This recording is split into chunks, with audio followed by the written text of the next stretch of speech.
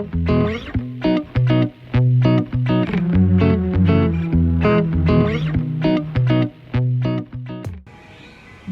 pada episode sekarang ini kita akan membahas tentang Mu'allim Teko. Tentunya ada alasan kenapa kita mengangkat Mu'allim Teko. Pertama, saya sendiri sebagai moderator sangat asing dengan nama ini. Dalam bacaan sejarah saya, Mu'allim Teko itu tidak pernah ada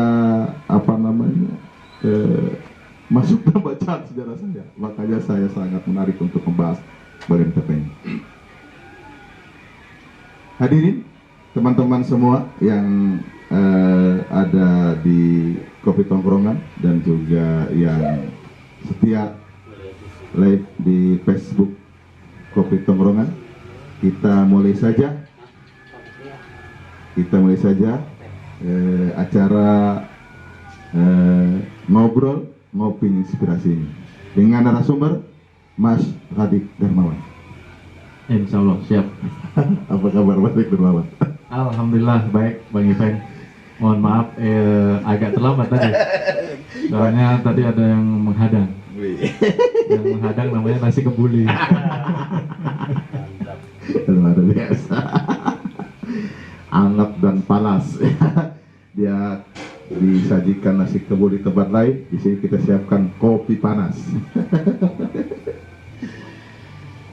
Teman-teman, kita langsung saja ke tema kita pada kesempatan ini, yaitu kupas tuntas sejarah Indonesia episode Mu'allim Teko.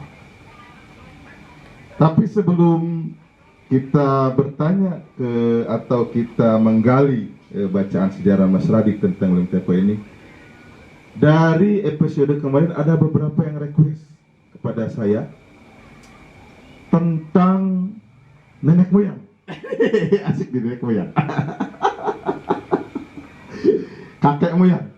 Kakek moyang Indonesia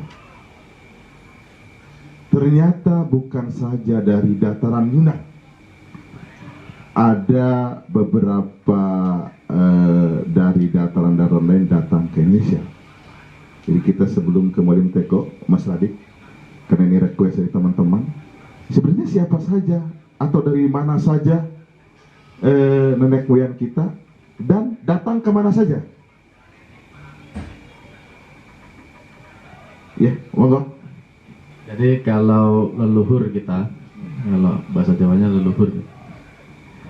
Jadi leluhur kita, nenek moyang kita, pendahulu-pendahulu kita, orang-orang yang menghuni Indonesia ini pada masa lampau itu datang berkloter-kloter.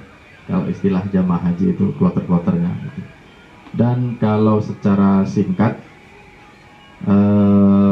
jawabannya adalah berasal dari mana? Berasal dari seluruh penjuru dunia nenek moyang kita itu. Dan datangnya berangsur-angsur, mulai dari sebelum Masehi sampai abad pertengahan abad 15 itu masih ada yang berdatangan ke sini. Bahkan yang terakhir mungkin Cina, mungkin justru yang terakhir, karena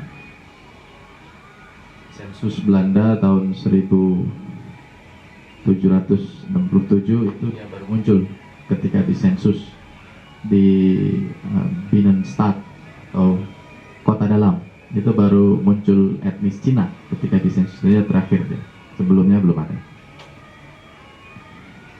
Jadi kalau diceritakan nanti jadi satu sesi sendiri nih.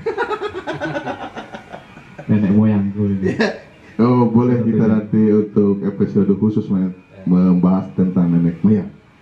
Kalau sekarang disebutkan mana saja, tidak masalah kali. Oh, tempat-tempatnya ya? Iya, dari mana saja? Dari Peru ada, dari Meksiko ada, dari Kuba ada, ini yang Latin Amerika.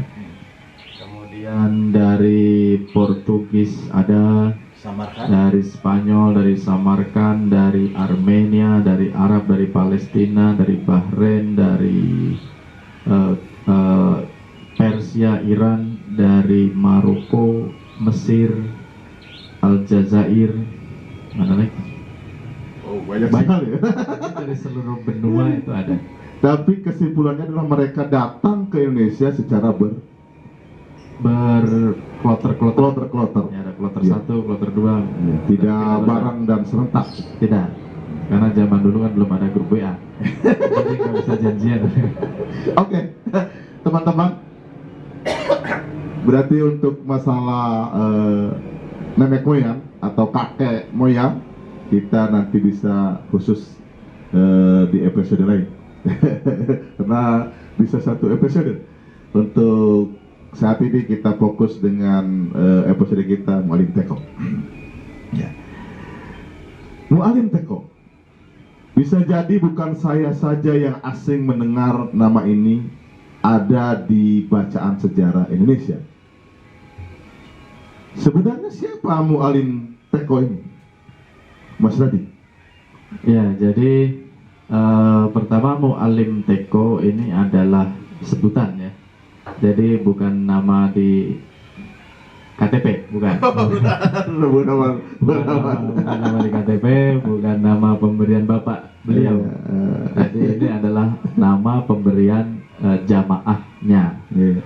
Karena teko itu kan tempat air, sehingga dia dituangkan ke gelas, dituangkan ke gelas, dituangkan ke gelas, dituangkan ke gelas, sehingga gelasnya itu adalah murid-muridnya yang menimba ilmu dari dia. Kemudian karena dia mendapatkan ilmu, dituangin ilmu, maka mereka mengibaratkan sang guru ini, karena beliau juga mengajarnya di tanah Betawi atau di Jakarta, dan agamawan di Jakarta itu disebut mu'alim. Mu'alim Teko, mu'alim Kuningan, pakai mu'alim lah. Kalau di Jawa kan pakainya kiai. Kiai. Kalau di sini abuya. Abuya. Nah, begitu, kira-kira begitu. Jadi Mu'alim Teko adalah penyebar agama Islam di Jakarta dan sekitarnya, dan dia dijuluki oleh jamaahnya, dan dia wafatnya tahun 983, Abad ke-9 berarti. abad 10. Abad 10. Ya, kalau Abad abad 10. 9 itu tahun 800. Makanya sekarang kan abad 21 ini. Abad 1. Ya, 2020 itu masuknya abad 21. abad 21. Mundur 100 tahun. Ya. Kalau 1900 abad 20. Abad 20. Ya. Iya. Jadi dia abad ke-10. Abad 10. Mu'alim Teko di Jakarta sekarang. Kalau dulu berarti Sunda Kelapa. Sunda Kelapa pernah bernama Sunda Kelapa. Bandar Sunda Kelapa. Sepengetahuan saya, Mas Radik, Islam datang pertama itu di Samudra Pasai. Ini sepengetahuan bacaan cerdas saya. Di Aceh ya. Duluan mana ini Mu'alim Teko, yang di Sunda Kelapa atau Jakarta, dengan Islam yang datang di Samudra Pasai, Aceh? Ya tentu dari tahunnya saja sudah bisa kita lihat lebih dahulu Mu'alim Teko, karena dia abad ke-10. Kalau Samudra Pasai itu kan adanya dia di abad ke-13 ya. Dan bahkan Samudra Pasai itu bukan kerajaan Islam pertama di Indonesia. Jadi masih banyak lagi kerajaan-kerajaan Islam yang usianya jauh lebih lama, ratusan tahun dibandingkan Samudra Pasai. Dan adanya di Aceh juga. Menarik juga. Setahu kita kan Samudra Pasai itu adalah kerajaan paling tua atau pertama kerajaan Islam di Indonesia. Ternyata lebih tua Mu'alim Teko yang di Jakarta. Ini Mu'alim Teko itu berasal dari mana, Mas Radit? Jadi kalau di akte kelahiran. Atau di KTP. Nama yang diberikan bapaknya adalah Laith Abu Nasr bin Muhammad bin Ibrahim Al-Samarkandi. Samarkand. Jadi dari namanya sudah ketahuan bahwa dia berasal dari Samarkand yang sekarang bernama Uzbekistan. Uzbekistan. Ya. Jadi berarti Arab ya itu. Itu Samarkand dia masuknya ke bangsa Kaukasia. Kaukasia. Ya. Karena bagian dari Rusia kan. Dari Rusia. Intinya dari Samarkand dia. Dari Samarkand. Dari Samarkand. Ya teman-teman, hal yang baru yang disampaikan oleh Mas Radik ini ternyata Muallim Teko itu datang ke Indonesia tentunya membawa agama Islam itu lebih tua atau lebih dulu dari Samudra Pasai. Ini menurut saya pengetahuan baru kita tentang sejarah. Saya sendiri tadi sudah saya sampaikan pengetahuan saya itu yang pertama kali saya tahu Samudra Pasai di Aceh. Dan ternyata Samudra Pasai itu bukan satu-satunya kerajaan tertua di Aceh. Bukan yang tertua. Yang tertua, ada yang lebih tua lagi. Lebih tua lagi.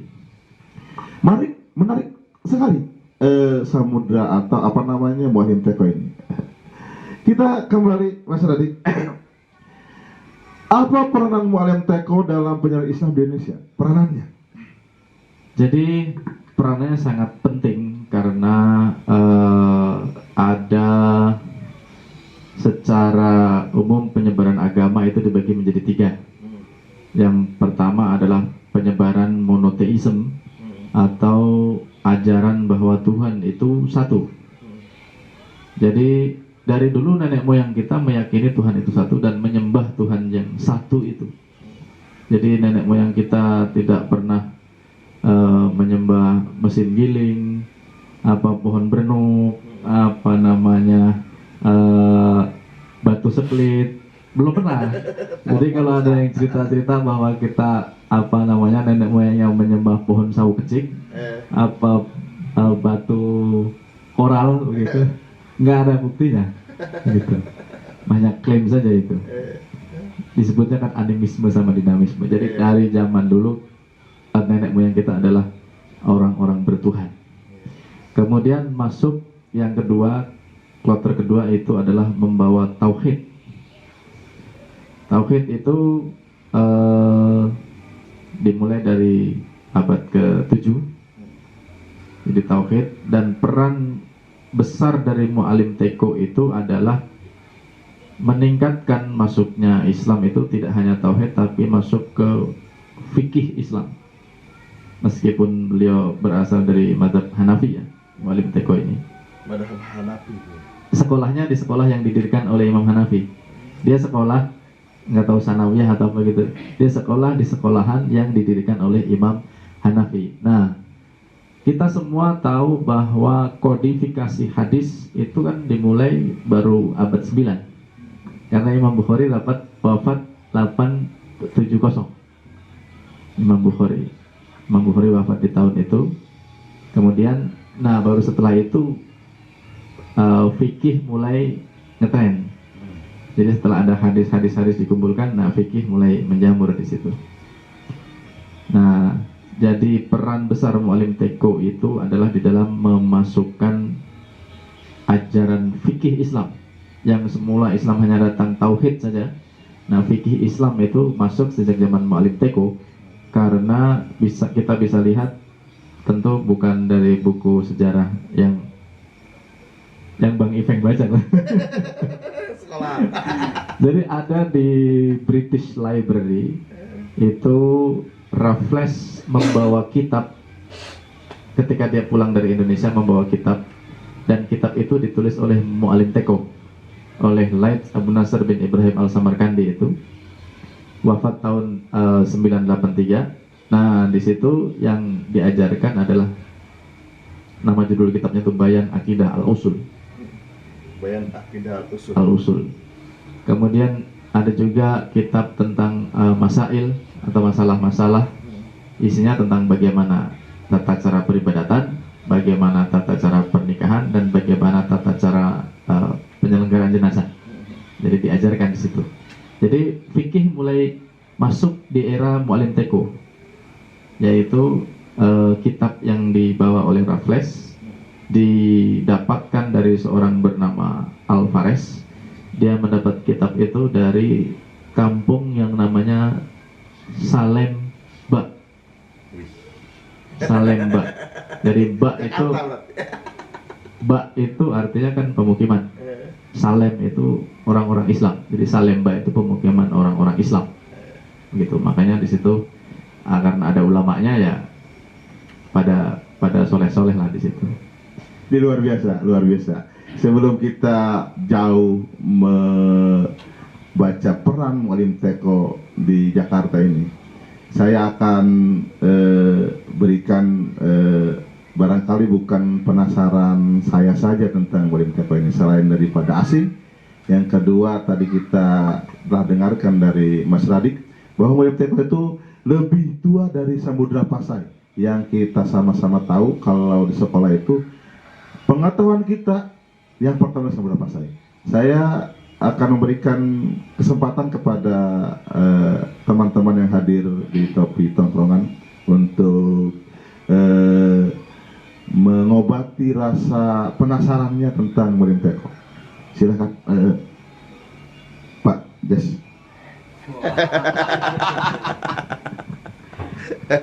Terima kasih Pak Ustadz diberi kesempatan yang luar biasa ini belajar sejarah dari ahli sejarahnya ya Pak ya. Bukan ahli Pak, tapi peminat sejarah. Oh, minat sejarah ya, oke. Tadi Pak Radik bicara Mas tentang Radik, Mas Radik. Oh, Mas Radik. Tanggaannya Pak Presiden. Baik, Mas Radik ya. Tadi bicara dengan Mu'allim Teko. Itu saya ingin mengajukan pertanyaan untuk Mas Radik ya. Mas Radik itu, Mu'allim Teko ini penyebar agama Islam pertama di Pulau Jawa atau di Indonesia gitu kan. Kalau seandainya di Indonesia berarti kan wilayah kita kan dari Aceh sampai Papua ya Pak ya. Nah, di sana itu kemarin itu ada deklarasi dari apa ya, pemerintah kita juga ya diwakili oleh Pak Joko Widodo itu membuat tugu titik nol Islam di Indonesia, yaitu di Kota Baru, di Desa Baru sama Kota Baru situ ya, di Aceh, di Sumatera Utara. Nah, di sana saya menemukan literasi atau bacaan lah ya, karena sumbernya dari detik.com itu menyebutkan bahwa di sana tuh ada yang telah menyebarkan agama Islam juga di situ di abad 6. Lebih tua berarti. Abad ke-7. Karena 627 Masehi atau di tahun pertama Hijriah. Bukan 627 Pak, 672. 672. Ya. Tapi di detik.com 627 sampai 670. Nah, itu mungkin Pak Radik bisa bantu jelasin itu bagaimana Pak Radik? Ya, silahkan. Yang pertama nanti bisa dicek lagi tuh di detik.com 672. Jadi di situ ada makam namanya makam Mahligai. Kemudian di situ ada nisan dari salah satu makam itu bernama Syekh Rukunuddin. Dan di situ jadi sebenarnya bukan 72 ya. Jadi ini bahasa sandi. Di situ tulisannya huruf H dan Mim. H Mim. Maka ini kita harus belajar ilmu falak ini Bang Ipeng nih. H Mim. Itu kalau diangkakan berapa ini? Maka kan kita harus baca kitab Tajul Muluk itu supaya untuk menerjemahkan itu. Jadi H Mim itu 48 Hijriah. 48 H Mim. Kan tidak mungkin 48 Masehi kan? Tahun 48 Masehi kan nggak mungkin, tapi 48 Hijriah, jadi sekitar 672 itu.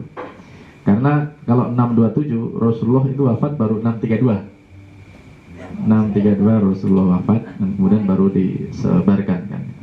Karena terakhir peperangan yang diikuti Rasulullah itu dalam mendakwahkan itu kan perang Tabuk ketika masuk di wilayah Syam. Jadi yang benar adalah 672. Dan betul, Mu'alim Teko ini bukan penyebar Islam pertama, karena apabila kita melihat makam Mahdijah di Barus, berarti Islam sudah lebih dulu masuk di Sumatera. Karena memang kan laluannya ini kan Sumatera pasti yang pertama didatengin orang, karena dia apa ya,